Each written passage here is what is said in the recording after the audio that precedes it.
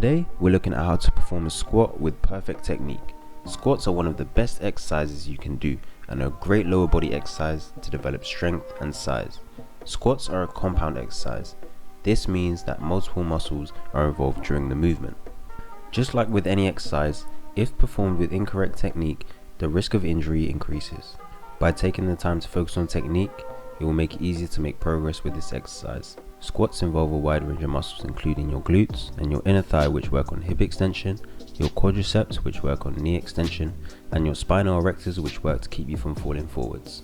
Firstly, you want to set up the squat rack to make sure that the rack is at the right height for you. You can do this by aligning your shoulders with the rack to see if the bar would be in the correct position. Once you've found an appropriate position, you can put the hooks back into the squat rack. Then you can check if the bar would be at your shoulder or just below. This way you can unrack the barbell safely and don't have to go into your tiptoes to get the bar out. Nor do you have to go on your tiptoes to get the bar back on, which can be a safety risk.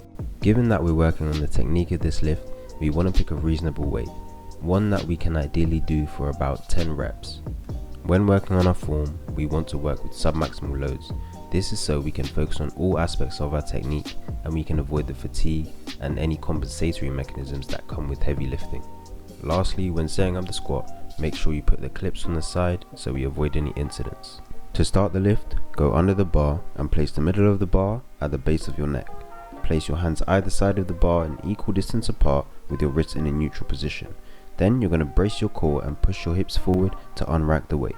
Walk back a few steps and place your feet shoulder width apart with your toes facing slightly outwards. Keep your head up and brace your core. To start the lowering phase, you're going to bend at the hips and knees at the same time. You're going to push your knees forward and slightly out so they track in the same direction as your toes, and also sit your hips straight down.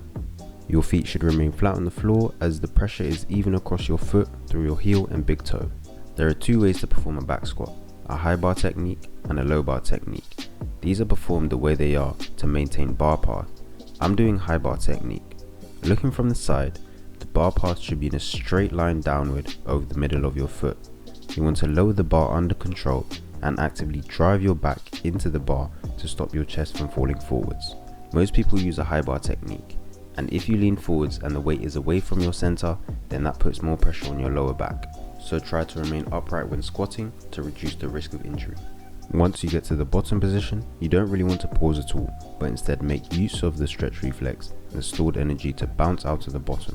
To get the most out of your squat, when it comes to depth, I recommend squatting at least a parallel if you're unable to get your hips below your knees. Now, during the upwards phase of the lift, you want to focus on driving your back into the bar, driving your hips forwards, pushing your knees outwards to prevent them caving in, and pushing through your feet until you're back to the starting position.